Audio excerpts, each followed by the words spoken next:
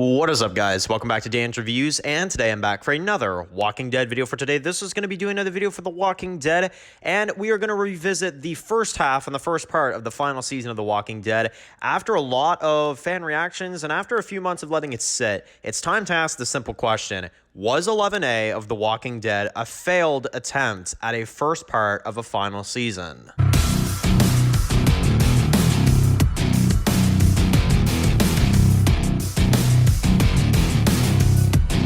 Okay, guys, just going to be doing another video for today. This one's going to be doing another video for The Walking Dead. This one is going to be doing another discussion topic video for the main Walking Dead. This one is going to be looking back on the half season that was 11A of The Walking Dead.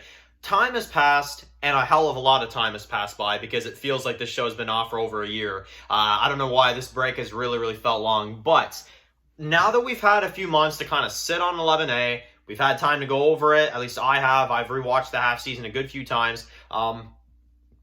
I think it is honestly the perfect time to do this video, especially because we're gearing up for 11B. So it's definitely time to discuss this one because fans are all over the place when it comes to this topic.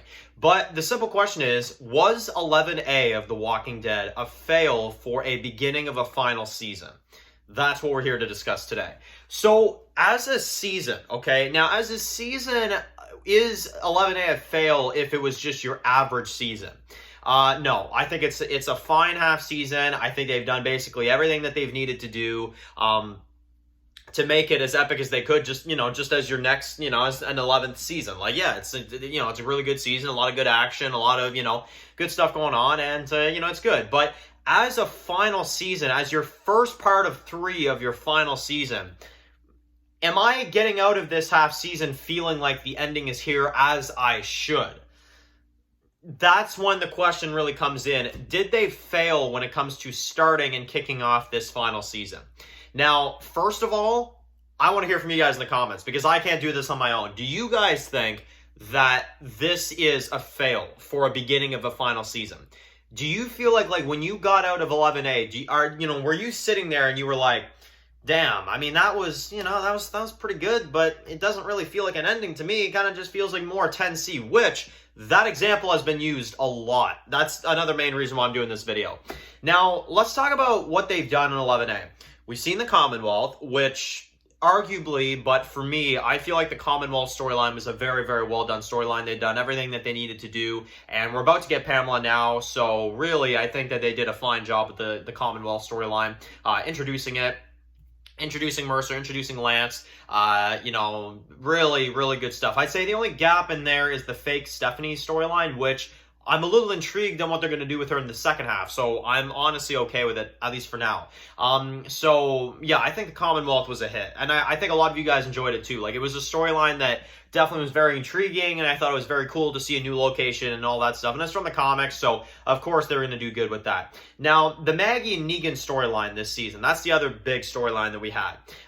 You guys argue it. I know you guys say, there's some people that say they don't like the Maggie and Negan, storyline. I find it to be a very interesting storyline. Personally, I find it to be a very fascinating story just because realistically, that is how someone like Maggie would treat someone like Negan, or vice versa, how Negan would act because he's done all this good and he's not going to take the shit from Maggie, right? So, I think the storyline's been very good, and as long as it stays in this half, season, I think they've done an okay job with it. Now, we've gotten through the more positive storylines.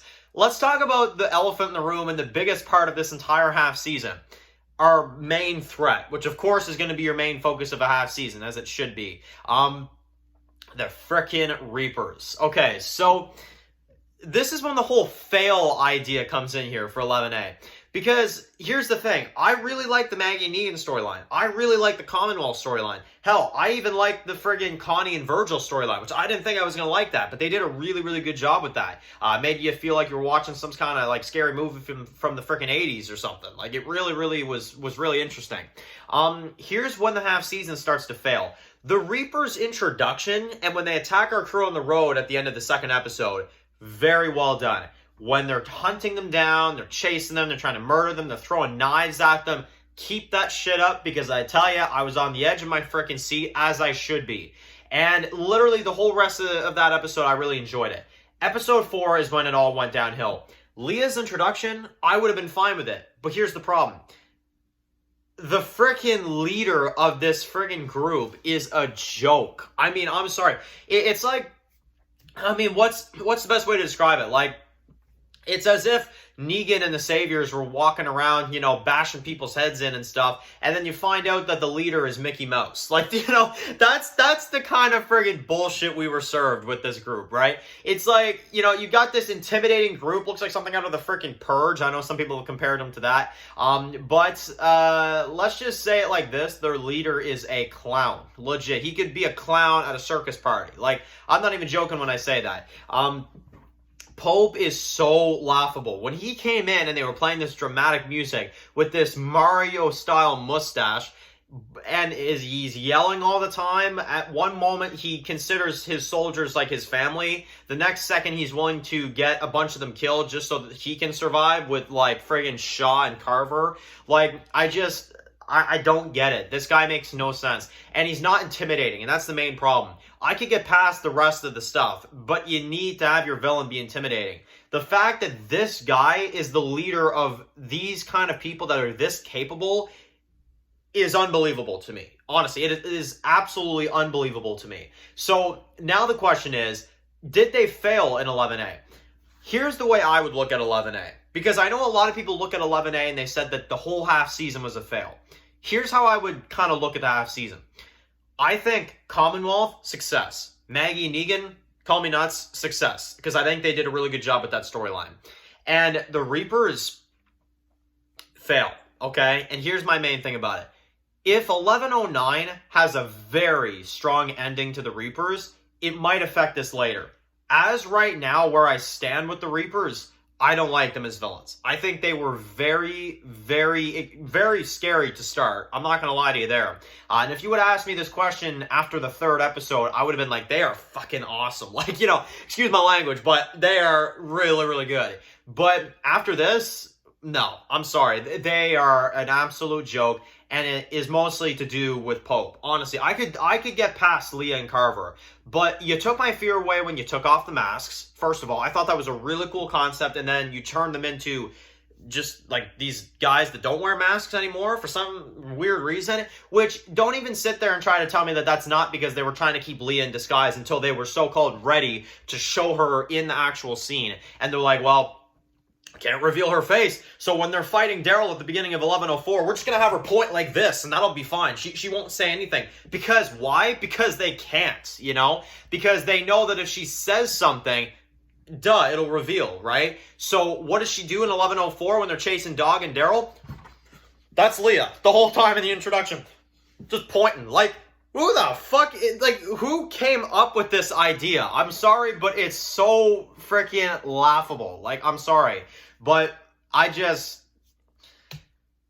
know. I don't know, guys. If that doesn't show my frustration for this group, then I don't know what will. But anyway, was 11A a fail? I would say no, because I feel like they hit every other points that they were supposed to hit. Commonwealth, success. Maggie, Negan, success. Connie, Virgil, surprisingly a success. I didn't think it was going to go too well. Everything is perfect, if you ask me. They've got callbacks. They've got, you know, paying respects to earlier seasons, taking old storylines and doing them with the new. Like, that's what a final season does. The only thing they failed on is their group of villains, but that's still a tremendous fail because that's your main focus of the half season. So the half season, call me crazy, I don't think it's a fail. I think they still did a good job.